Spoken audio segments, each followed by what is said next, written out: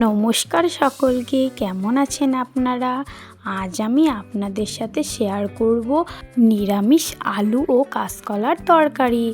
এই রেসিপিটি রুটির সাথে খেতে খুব ভালো লাগে। চলুন তবে রেসিপিটি দেখে নিন। প্রথমে কড়াইয়ে তেল দিয়ে তেল গরম হয়ে আসলে পাঁচফোড়ন, শুকনো লঙ্কা ও তেজপাতা দিয়ে দিল। কিছুটা লাল হয়ে আসার পর আগে থেকে কুচিয়ে রাখা আলুগুলোও দিয়ে দিল। দিয়ে ভালো করে লাল লাল করে ভেজে নিচ্ছে। কিছুটা লাল লাল হয়ে আসার পর একটু হলুদ গুঁড়ো দিয়ে দিল। এবার আগে থেকে কুচিয়ে রাখা কাঁচকলাটাও দিয়ে দিল। ভালো করে ধুয়ে নেবেন, নইলে কষ রয়ে যাবে। তো আবারও ভালো করে সব কিছু মিশিয়ে নিচ্ছে। অনেকটাই ভাজা ভাজা করে নিতে হবে।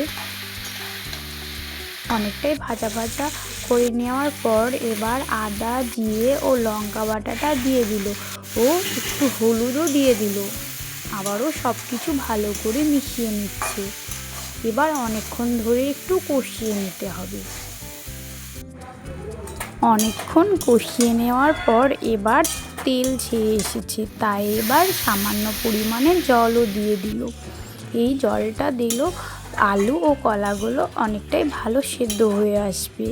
এবার একটি ঢাকা দিয়ে দিল, দিয়ে গ্যাসটি আস্তে দিতে হবে। 5 মিনিট পর ঢাকাটি খুলে আবারও সব কিছু ভালো করে মিশিয়ে নিচ্ছে।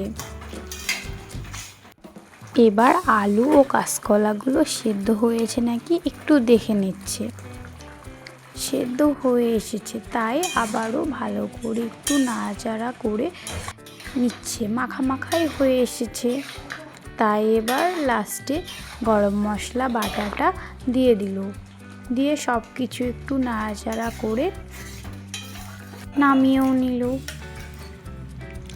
আমাদের তৈরি নিরামিষ আলু কাঁচকলার তরকারি। রেসিপিটি কেমন হয়েছে অবশ্যই জানাবেন। এভাবে ঢ্যাঁড়স ভাজা করলে ঢ্যাঁড়সগুলো বেশ নরম ও খুব সুন্দর সেদ্ধ হয়ে আসে। চলুন তবে দেখে নিন। প্রথমে কড়াইয়ে তেল দিয়ে তেলটা অনেকটা গরম হয়ে আসলে এবার ঢ্যাঁড়স কুচিগুলো দিয়ে দিল। আর হ্যাঁ, ঢ্যাঁড়স কুচিয়ে রেখেছিল তখন লবণ দিয়ে মাখিয়ে রেখেছিল, যাতে তাড়াতাড়ি নরম হয়। এবার কিছুটা পরিমাণ হলুদ গুঁড়োও দিয়ে দিল। দিয়ে সব কিছু ভালো করে একটু মিশিয়ে নিয়ে একটা ঢাকা দিয়ে দিল। এবার 5 মিনিট পর ঢাকাটি তুলে সব কিছু আবারও ভালো করে মিশিয়ে নিচ্ছে। অনেকটাই কিন্তু সেদ্ধ হয়ে এসেছে ওই ঢাকাটা দেওয়ার কারণে।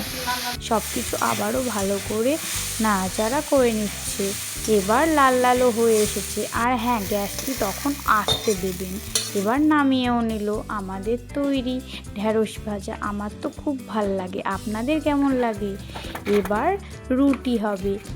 এবার তাড়াতাড়ি করে রুটিটাও করে নিচ্ছে। যেহেতু আজ একাদশী, তাই রুটি খাবো। আপনারা কে কে রুটি খেতে পছন্দ করেন অবশ্যই জানাবেন।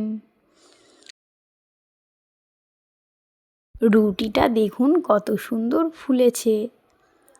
মা আমাকে খেতেও দিয়ে দিয়েছে, ভালো হয়েছিল। আজকের ভিডিওটি আপনাদের ভালো লাগলে অবশ্যই লাইক ও কমেন্ট করবেন। আর চ্যানেলটি সাবস্ক্রাইব করা না থাকলে অবশ্যই সাবস্ক্রাইব করবেন। আবারও ফিরে আসবো নতুন কোনো রেসিপি নিয়ে।